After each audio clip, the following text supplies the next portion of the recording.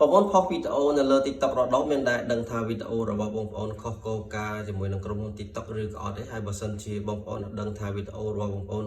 ខុសគោលការណ៍ជាមួយនឹងក្រុមហ៊ុន TikTok ឬក៏អត់បងប្អូនអាចធ្វើការ check បានបាទហើយដើម្បីអាច check បាននោះគឺបងប្អូនគ្រាន់តែចូលមកកាន់ account TikTok របស់បងប្អូនជាមួយនឹងខ្ញុំមកបន្តមកទៀតបងប្អូនទៅកន្លែង profile របស់បងប្អូនហ្នឹងហើយបងប្អូនទៅយកកន្លែង track 3នៅខាងលើគេអញ្ចឹងណាបងប្អូនខាងស្ដាំហ្នឹងហើយបងប្អូនគ្រាន់តែចុចចូលមកនឹងឃើញអាពាក្យលើគេដាក់ថា TikTok Studio អញ្ចឹងណាហើយបងប្អូនគ្រាន់តែចុច click ទៅបងប្អូននឹងចូលទៅកន្លែង TikTok Studio ហ្នឹងហើយនឹងឃើញពាក្យថា account check អញ្ចឹងបងប្អូនគ្រាន់តែចុចទៅចូលទៅកន្លែង account check ទៅប៉ុណ្្នឹងមកគឺរាល់វីដេអូរបស់បងប្អូនដែលបានផុសទៅលើ TikTok ហ្នឹងគឺនឹងធ្វើការ scanner ឬក៏ research រាល់កំហុសរបស់បងប្អូនថាបើសិនជាមានគឺវានឹងបង្ហាញនៅកន្លែង TikTok Studio ដែលបានដាក់ research account check ហ្នឹងហើយអញ្ចឹងបងប្អូនអាចធ្វើការលុប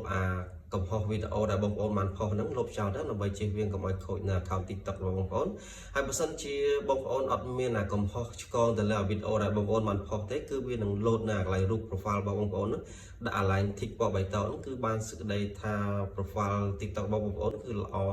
ហើយក៏វីដេអូរបស់បងប្អូនក៏អត់មានជាប់បញ្ហាដែរអញ្ចឹងបងប្អូនអាចសាកធ្វើតាមវិធីនេះបានដើម្បីស្វែងរកកំហុសនៅលើវីដេអូរបស់បងប្អូនបាទអញ្ចឹងកុំភ្លេចចុច like share និង follow ដើម្បីទទួលបាននូវវីដេអូថ្មីៗបន្ថែមទៀតបាទ